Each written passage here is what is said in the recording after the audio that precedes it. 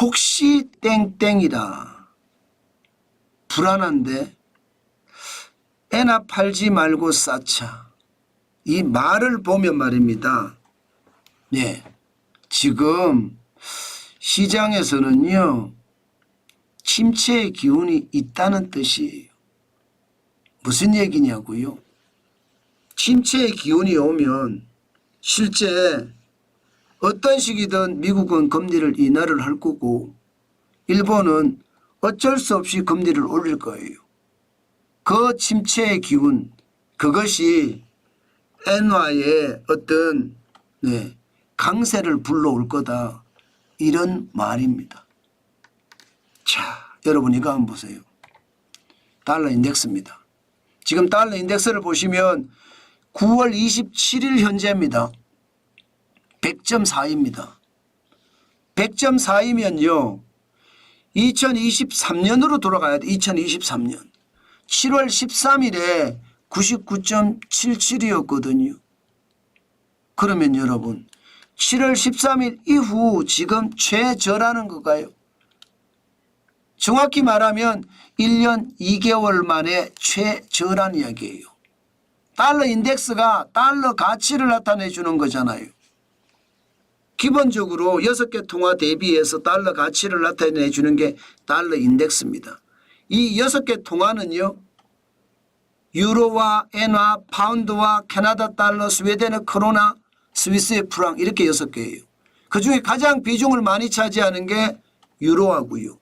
이게 50한 2, 3%까지 넘어가니까 그 다음이 엔화입니다. 한 10% 정도. 그 다음이 파운드예요. 이거는 단자리니까 한 8%, 9% 정도. 자, 이렇게 세 가지만 놓고 봤을 때 유로도 금리를 내렸잖아요. 0.6%포인트 내렸습니다. 일본은 금리를 올리고 있는 상태고요. 영국도 금리를 내리고 있는 상태입니다. 그런데 미국도 금리를 내렸습니다. 0.5%포인트. 그런데 시장에서는요 미국이 내린 0.5%포인트를 더 많이 내렸다, 이렇게 인식하기 시작했습니다. 그러니까 달러 인덱스, 달러의 가치가 떨어지는 거예요. 달러의 가치가 100.42까지 떨어졌으니까요. 자, 달러의 가치가 떨어진다. 그러면 상대적으로 엔화는 어떻게 될까요? 상대적으로 엔화는 올라갑니다. 엔화의 가치가 올라갑니다. 엔화의 가치가 올라간 게 140.19입니다. 가치가 올라가는 것은 여러분 환율은 떨어지는 겁니다. 예, 더 적은 원화를 주고 달러를 살 수 있으니까, 더 적은 엔화를 주고 달러를 살 수 있으니까, 더 많은 엔화를 주고 달러를 사는 게 아니라는 뜻이에요. 지난 9월 26일에는 144.80엔을 주고 1달러를 샀다면 9월 27일에는 142.19엔을 주고 1달러를 샀다는 의미입니다.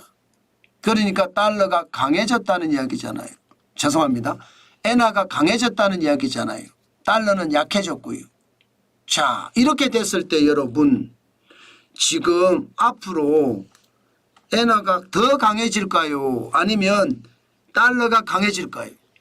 기본적으로 앞으로 예측은 환율은 어느 누구도 예측하지 못합니다. 그러나 지금까지 벌어진 많은 정보들을 보면 엔화가 더 강해질 거라는 게 시장의 대체적인 예측입니다. 대표적으로 말입니다.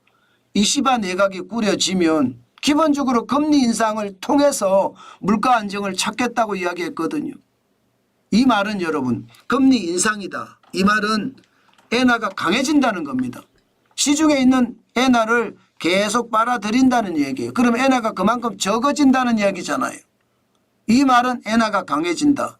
그러면 달러 엔 환율은 더 떨어진다에 더 떨어진다. 더 떨어진다의 방점이 있는 겁니다. 게다가 미국은 또 어떻게 변할까요? 미국은 또 어떻게 변할 건가? 기준금리 계속 내릴 겁니다. 그러면 여러분 보세요. 일본은 금리를 올리고 미국은 기준금리를 내립니다. 당장 11월에도 현재까지는 0.25%포인트 내린다가 대세지만 0.5%포인트 내린다도 있습니다. 게다가 12월 달에도 금리를 내린다까지 있습니다. 왜냐하면 미국의 중앙은행 연방준비제도가 연말에는 4.4%까지 내려간다고 했거든요. 4.4%. 지금은 여러분 5%예요. 그러면 한 번은 0.5%포인트 내릴 수도 있다는 뜻이잖아요. 그러면 일본의 어떤 금리하고 미국의 금리 차는 점점 줄어들겠죠. 일본은 올리고 미국은 내리니까. 그러면 더 엔화가 강해진다는 이야기가 되는 건가요? 더 강해질 겁니다. 그러면 여러분 결국은 엔화는 계속 강해진다잖아요. 이런 상태에서 우리가 엔화를 팔 필요가 있을까요? 저는 엔화를 팔 필요가 없다고 생각을 합니다. 왜냐? 지금 이 거래표가 아주 많은 것을 설명할 수 있는데 미국의 중앙은행이 굉장히 선호하는 지표거든요. 다시 말해서 이 지표를 보고 인플레이션을 판단을 합니다. 개인 소비 지출 PCE 물가지수라고 하는 지표인데 여러분 보시다시피 8월에는 2.2%까지 내려갔습니다. 물가를 잡았다는 이야기잖아요. 물가를 잡았다는 이야기는 결국 금리를 계속 내린다는 이야기예요. 이거 11월에도 0.5%포인트 내릴 수 있다는 이야기입니다. 그러면 달러의 어떤 가치는 계속 떨어진다는 이야기잖아요. 엔화는요 계속 올라간다는 이야기고. 그러면 원화는요.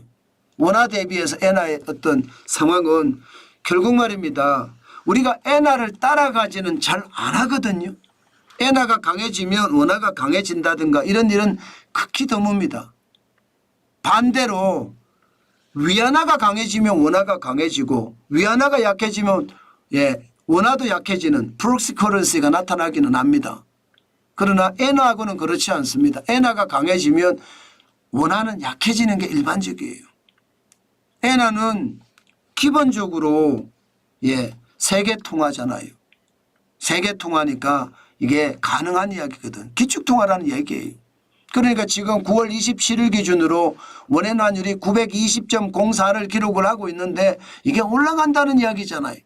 그렇기 때문에 엔화는 저는 여러분들에게 말씀을 드립니다. 지금은 엔화를 팔 필요가 없다. 저는 그렇게 생각합니다. 엔화 팔지 말고 쌓자고 하는 이야기가 이 이야기입니다. 제가 지난번 906원까지 떨어졌을 때 9월 26일 날 906원까지 떨어졌었거든요. 그날 저는 10,000엔을 구입을 했습니다. 오히려 샀어요. 파는 것이 아니라.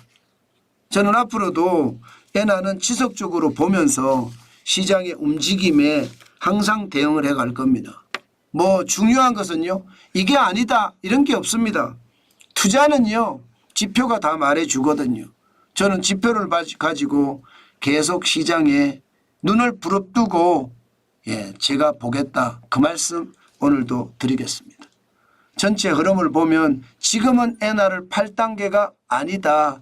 그 말 오늘도 여러분들에게 강조합니다.